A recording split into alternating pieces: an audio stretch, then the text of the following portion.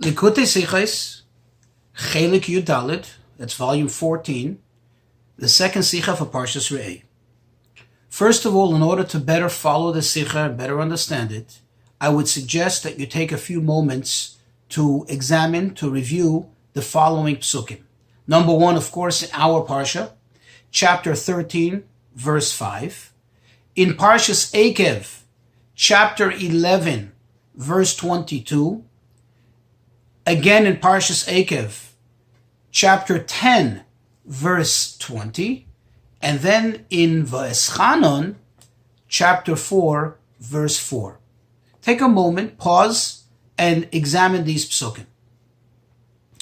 In this Sicha, we're going to once again encounter several important rules in Rashi, in Rashi's approach to Pshutei Shemikra.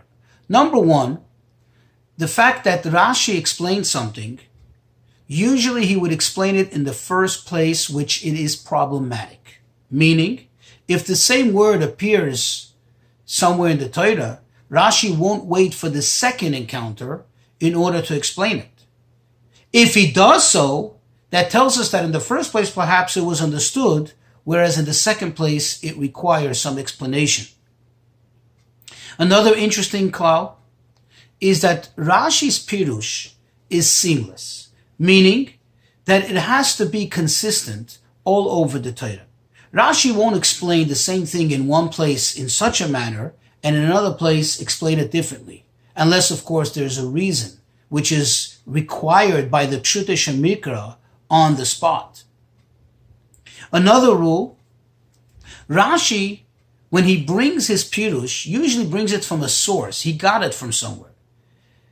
And when Rashi is obviously changing the examples or certain details from the source that he brings it, there must be a reason. There must be some telling reason in Pshutei Shemikra why he chose to do so.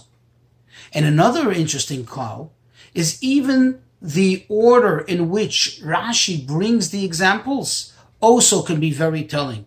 That also has an impact on the pirush that he's trying to teach us in Pshutei Shemikra. In this Sicha in general, we're going to learn what it means to connect, to cleave to Hashem. And also we're going to learn that to connect to Hashem is not by just merely doing those mitzvahs which one is obligated to do, but rather those mitzvahs which go above and beyond one's obligations. In other words, those mitzvahs which one really is not necessarily obligated to do according to the letter of the law, and one chooses to do it in order to be closer and more connected to Hashem. Let's go into the Sicha. Aleph, chapter 1. On the pasuk, Achrei Hashem Elokeichem Telechu, the pasuk concludes with the words Uvoi Sidbokum, and in him you should cleave. And Rashi explains, what does it mean in him you should cleave? That you should cleave to his ways. You should do kindness. Which examples does Rashi brings? He brings the examples of Kfor Mesim and Bakar Cholim, that you should bury the dead and visit the sick. Just like Hashem did. It's obvious that Rashi is trying to answer the question of how can one connect to Hashem? How is one supposed to connect to Hashem? So Rashi explains what it means. However, the question is, if we go back to chapter 11, pasuk 24, and chapter 10, pasuk 21, there it also says this expression of cleaving to Hashem. And in one place, Rashi doesn't explain anything at all. And in the place where he does, what does Rashi explain? On the words uladofka boy, what does Rashi explain? What does it mean? And you should cleave to Hashem. And Rashi even asks the question, how is it possible for one to cleave to Hashem? Hashem is a fiery fire that consumes. And Rashi explains that by means of connecting to Talmidei Chachamim, who are totally engrossed in Torah, one becomes more connected to Hashem. And on the pasuk where it says Uvoi Sidbok, Rashi tells us He doesn't explain what it means to Brashevitzky. He just tells us that when you cleave to Hashem, then you continue the pasuk of Ubishmoi Tishavea, and then you can swear in Hashem's name. Means when one is totally consistent with his connection to Hashem, the pasuk is telling us that one now has the right, so to speak, and one has the ability to swear in Hashem's name. However, why didn't Rashi explain Uladovkaboy like he explains it here? Why did he explain that it means to go to connect to Talmidei Chachamim? Why? So over there it could be obvious because it already says prior to it, Lo leches b'chol derachav, to go in all his ways. In other words, since the pasuk already says to go in Hashem's ways, which obviously includes doing kindness and everything else, and then it adds the words uladafkaboy, and to cleave to him, what else can it mean? What did it leave out that it hasn't said yet? And therefore it could be obvious that that's the reason why Rashi finds something more than what has been said already, namely to connect to Talmidei Chachamim. However, in the pasuk Uvoi Sidbok, when it said, and you should cleave to him, and then it says you can swear in his name, why did Rashi explain anything? In our pasuk, he found it necessary to explain. But over there, he didn't explain anything. And therefore, number two, from the fact, on the other hand, that Rashi does not explain Uvoi Sidbok, and he doesn't explain prior to that in Parshas V'eschanan when it says, Va'atem adveikim Hashem Elokeichem, it seems obvious because it's self-understood. If it's self-understood over there, why isn't it understood in our pasuk? Why in our parsha is it necessary for Rashi to explain to us what it means to cleave to Hashem? Twice it's been mentioned, this similar expression of being connected to Hashem, and twice Rashi didn't say anything. And in the only pasuk where he did say, we understand why he had to say it, because it comes after he'd already enumerated all ways that a Yid has to follow Hashem and be connected to Hashem. So why here does he explain it? Another question, and this already we're in chapter 2. What does it mean? Why does Rashi have to explain what it means to be kind? Why does Rashi have to say that it means, why does he have to spell out that it means to bury the dead, to visit the sick? Why does he have to say what it means?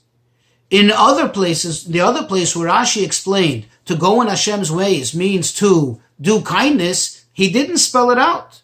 In other words, so it means we can understand it alone. Do kindness, be a kind person so you're connected to Hashem. So if it's not necessary to detail it there, why did he have to detail it over here?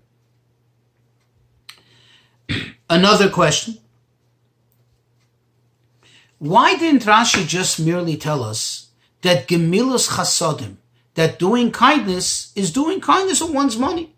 Meaning, to give loans, to give tzedakah, which actually would make more sense. Because if you think about it, doing kindness, giving tzedakah, or giving loans especially, is something which applies to all people all the time. Burying the dead or visiting the sick is something which doesn't come all the time. It's something which is, sporadic. And it's only to the dead, it's only to someone who's sick. But if someone needs a loan, as we know the rule, that to need a loan, it can be even a rich person could be helped by a loan. So why is it that Rashi finds it necessary here to explain that it means burying the dead and visiting the sick and doesn't include the obvious gemilas chasadim, which is to do kindness with your money? Another very interesting question. Rashi's source seems obviously to be from Masechah Saita. In Masechah Saita, it brings this pasuk, and it says, quote, just like Hashem clothed the naked, just like Hashem came to console the mourners, so too you should do it. And over there it brings the psukim. It brings the proof from actual psukim, namely Hashem clothed the naked, that's Adam and Chava, after they committed the sin, and now they found themselves naked, Hashem gave them garments. It says clearly in the pasuk. And then when it comes to consoling the sick, the mourners, it says over there that the Eibishter came, Hashem came, by Varech Elikim es Yitzchak. And Rashi says over there that Hashem came to be Menachem Avil. So the question is, why does Rashi omit those, and he brings totally other dugmais, other examples, namely the Kvar Mesim and Bakar Chayil? Another question. Rashi does not bring any proof on the psukim. Rashi just brings these two examples. He doesn't back it up with any proof from a pasuk. Perhaps the one about visiting the sick, we can say we have already learned it once in Parshas Vayera, that, Hashem came and he revealed himself to Avrohom, and Rashi over there told us that it was the third day from his bris milah. Perhaps Rashi expects us to know it already. But about burying the dead, where have we found that Hashem buried the dead? Where is it that it appeared up till now that one should be expected to know it? If anything, perhaps the only time we find this is that it says it by Moshe Rabbeinu. It says that it by Yikbar Oisai. And it says who was the one who buried him? It was Hashem. There was no one else to bury him. Because over there, Hashem knew that he didn't want anyone to know the burial place of Moshe. So there was no one else available to bury him, because otherwise somebody would have known the burial place. So the only one who buried him was Hashem. So why didn't Rashi bring some proof? Another interesting question. The order in which Rashi brings these examples doesn't seem to be right. Rashi says, Kvoir Mesim u'Bakar Chayil. You should bury the dead and you should visit the sick. What comes first? In the order of life. First of all, you visit the sick. Then, chas v'shalom, if that person passes away, now you have the mitzvah, you have the opportunity to fulfill the mitzvah of burying the dead. Not only is this the normal order of things, but even in the psukim. As I mentioned, the place we find in the Torah that Hashem visited the sick is way back in Chumash Bereshis. Where does Hashem bury the dead? At the end of Chumash Devarim. So if anything, Rashi should have said, Bakar Chayil u'Kvar Mesim. The answer for all of this is as follows. When it says, V'atem hadveikim Hashem Elokeichem, that you are all cleaving, you are all connected to Hashem, your God, Chaim kulchem hayoim in Parshas V'eschanon, there Rashi knows that we understand what it means to be connected. We've already learned in Parshas Vayishlach the sad story of how Dinah was abducted by Shechem. And it says, Vatidbak nafshay bedina, that he was strongly drawn to her. He felt connected to her. And then the Torah spells out, Vayehav es hanara, and he loved her. He felt love. So we already know, it's been established in the Torah, that what does it mean to cleave, to connect to someone, to love someone? And therefore Rashi did not have to explain the pasuk in Parshas V'eschanon. And likewise, when it says in Parshas Ekev, Uvoy Sidbok, and in Hashem you should cleave, and then you can swear in his name, also Rashi doesn't need to explain it. Why? Because it's merely that one was talking about the actual present, meaning in Parshas V'eschanon, it's telling the Yidni, you are connected to Hashem, you are now standing in a mode where you are in love with Hashem. And in Parshas Ekev, when he's talking about the criteria which one has to meet in order to be able to properly swear, to take an oath in Hashem's name, he's telling them that you have to be somebody who's in a status of connection to Hashem, love to Hashem. But both of them are the same, that they both mean to cleave to Hashem. However, when it says uledafka boy, when does it say uledafka boy? If you look in the pasuk, it says that after the pasuk says la'ahavas Hashem Elokeichem, that you should love Hashem your God, and then it says aleches b'chol derachav, you should go in all his ways, and only after that does it say uledafka boy. Therefore, Rashi knows, and he wants us to know that there's something more here. That Torah is adding something. in addition to loving Hashem, and number two, going in his ways, there's yet another thing above and beyond that. What is that? L'davka boy. Therefore, Rashi has to explain, after asking, how can you be doivik in Hashem? How can you connect to Hashem? How can you cleave to this fiery God? And therefore, Rashi explains that it means to connect to Talmidei Chachamim. Chapter 4. In our pasuk, where it says, Uvoisid bakum, and in Hashem you should cleave.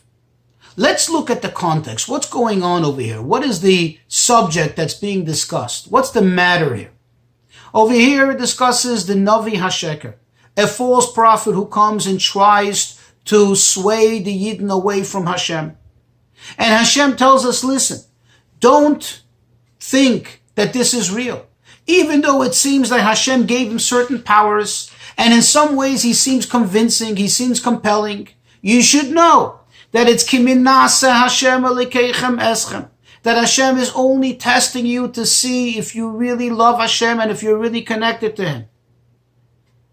In other words, the whole purpose of this test is to test their love to Hashem, to test their connection to Hashem, to test their dveikus to Hashem. So it's obvious that when the pasuk afterward says, Achrei Hashem Elokeichem telechu, that you should go after Hashem, and him you should serve, you should only serve Hashem, that's already negating whatever the Navi HaSheker, whatever the false prophet was trying to do to sway them away from all of this. And therefore the question becomes, so what does Uvoisid bakum add?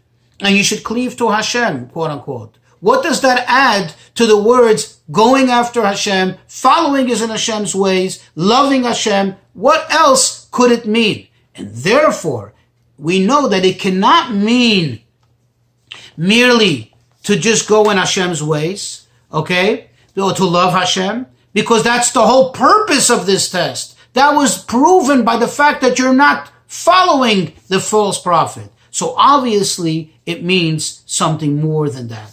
Obviously, it means something more that Rashi has to explain to us what it means. It cannot mean what he explained previously, that what? That connecting to Hashem means to connect to Talmidei Chachamim, because if you follow the pasuk, it's going in the idea, in the rule of Mailim Bakodesh. It's ascending higher and higher, another a stronger and a stronger connection to Hashem. Because first it says, you should go after Hashem. You should follow Hashem. And then it seems to add even more. And him you should serve, which obviously includes all the mitzvahs. And then after that it says, Uvoisid bakum, and to him you should cleave. So it certainly cannot mean to cleave to Talmidei Chachamim. Why not? Because at the end of the day, even the greatest Talmid Chacham is a basar v'dam, is a human being. And connecting to him is not like directly connecting to Hashem.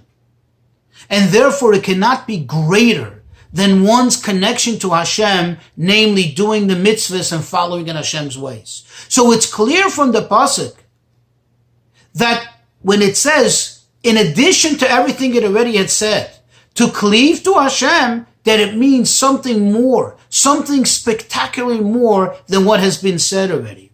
And therefore Rashi has to explain that what does it mean over here in our parsha? When it adds to everything else, to the whole list of connection to Hashem, it adds yet an even higher, more elevated connection of cleaving to Hashem.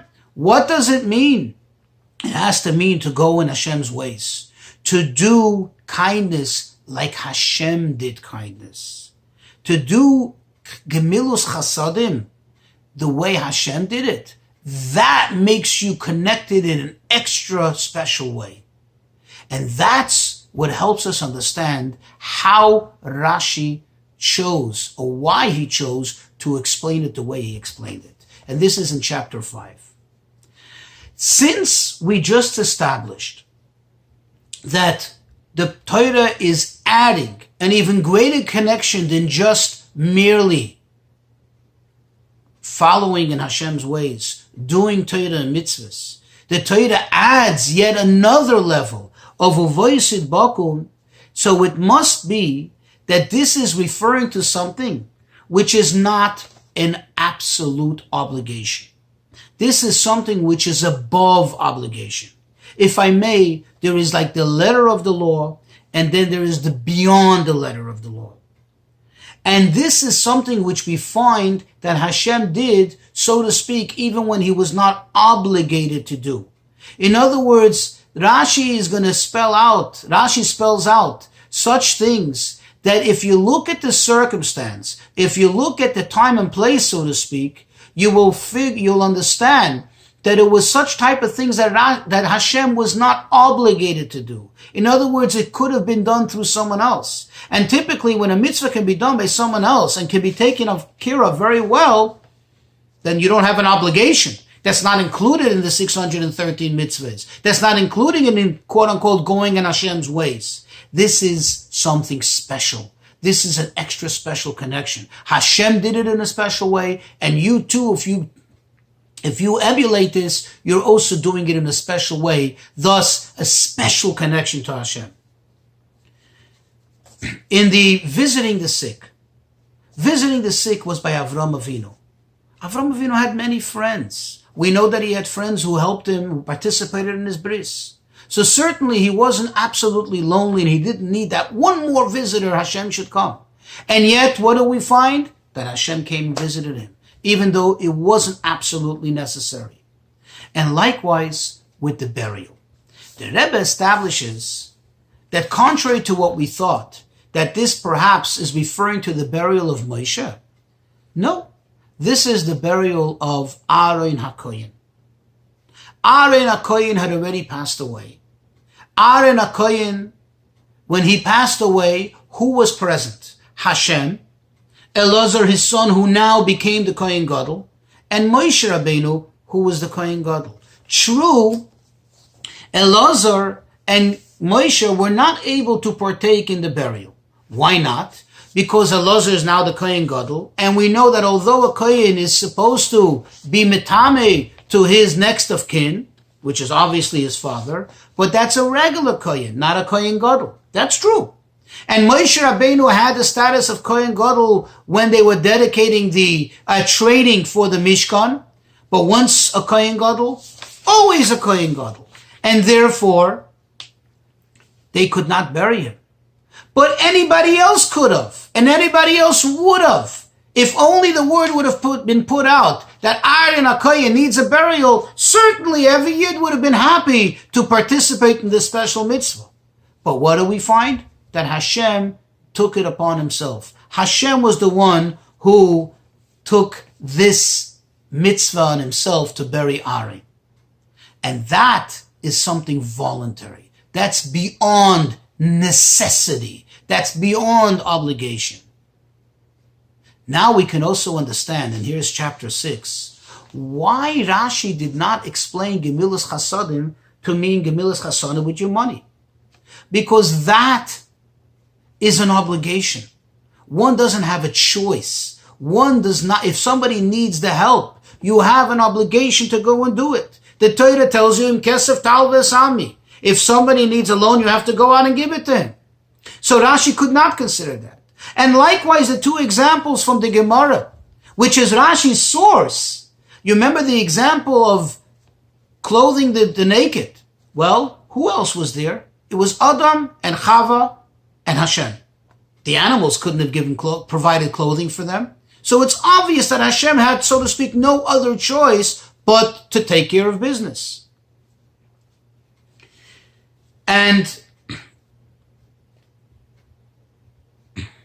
And likewise, the other examples. And this brings us now to chapter 8 to understand the order in which Rashi brings it. If you recall, the question was, he should have brought first the example of visiting the sick and then of burying the dead. But the Rebbe points out, if you look closely to these two actions, it's true that burying the dead involves a lot of effort. It takes a lot of effort. It's a big job. Versus visiting the sick. Visiting the sick, you have to really do much. You don't need to hold a shovel. You don't need to dig a hole. You don't need to clean anyone. You just got to go over and visit and say a good word. However, if you look at the severe implications of burying the dead versus visiting the sick, actually visiting the sick can perhaps sometimes involve a situation where, let's say, if the person is contagious or the person's very sick, that chas v'sholem, it has the potential of affecting you more so than when you bury the dead. In other words, there's a bigger price that one has to potentially pay in order to do this mitzvah. And especially, let's remind ourselves, the mitzvah in a situation where you're not the only one there. You're not obligated to do it. You're not the only one that is available to take care of business. Thus, Rashi wants to point out the great value of going in Hashem's ways, that when you either bury the dead, or even more, you're ready to visit the sick, even though it might involve the potential risk for yourself, and it's not absolutely necessary because there are other people to do it. And yet you choose to do it. That is uledofka boy. That is the idea of cleaving to Hashem. Let's skip over to chapter 10, just one point from chapter 10, from Yeina Shel Torah. The Rebbe always pointed out that in Rashi, not only is there pshat, but really, if you can read between the lines, there is, quote-unquote, the wine of Torah. Wine is where it has the inner secrets. It has the inner flavor that's not readily there on the surface. You have to dig for it, but once you find it, it's so sweet, it's so geschmack. If you look at the regular obligations that a person has, every mitzvah, of course it connects you to Hashem. Hashem told you to do something, and you do it. You fulfill Hashem's will. That's good. However, it's not the ultimate.